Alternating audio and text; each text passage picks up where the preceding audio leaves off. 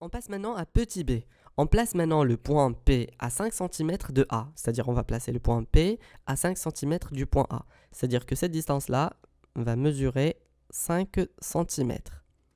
Très bien. Donc on continue.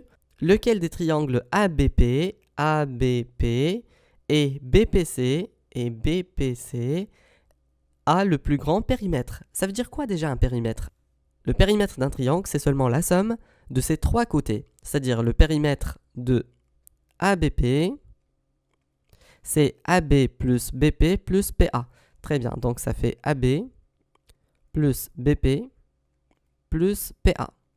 Très bien, voilà, ça c'est le premier périmètre. On doit calculer aussi le deuxième périmètre, P de BPC. BPC. Le grand P qui est là, c'est seulement périmètre, ça veut dire périmètre. Très bien, donc c'est la somme de tous ces côtés, donc BP plus PC plus CB. Très bien. Allons-y, on va commencer avec le premier périmètre. AB est égal à 5 cm, plus BP, on l'a pas, plus PA, qui est égal à 5 cm. Donc, ce qui fait, dans le tout, on a 5 plus 5, ça fait 10 plus BP.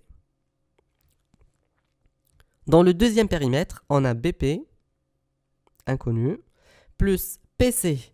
Attention, cette distance-là, PC, c'est seulement la différence entre AC, la plus grande distance, qui était là. Là, voici, je vais la mettre en violet.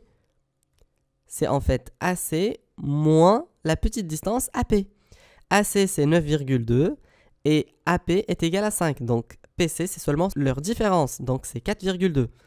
Alors, 4,2 plus CB ou bien BC, c'est la même chose. Ça fait 7,6.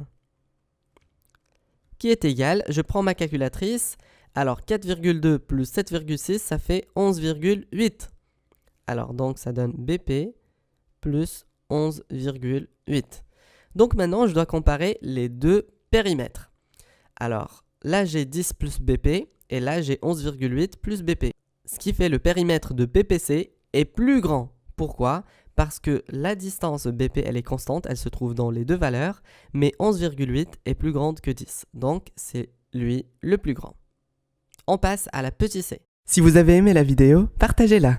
Et abonnez-vous sur la page Facebook Astucieux Soutien Scolaire. Et abonnez-vous sur la chaîne YouTube. À la prochaine.